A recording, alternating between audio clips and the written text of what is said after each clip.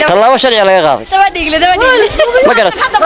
marka dalka dadka waa akhri baskale kulanti wacan dabadayaal ku soo dhawaada warka habeen ee rasmi radio qodobada ku daawanaysan waxa kamid ah hal qof oo shacab ah oo ku dhintay mid kalena waa ku dhaawacmay kadib markii shacab mudarada iyo rasaas ku fureen ciidanka Puntland ee gobolka Sanaaga dowladda Kenya oo ka digtay mar kale muwaadiniinteeda inaysan u safrin dalka Myanmar kadib markii ay kordheen kiisaska afduubka iyo adoonsiga iyo weerar ay fuliyeen diyaaradaha aan duuliyaha lahayn ee Xisbullah oo lagu dilay ugu yaraan 4 askari oo Israa'iiliin ah iyo tar kale oo ku dhaawacmay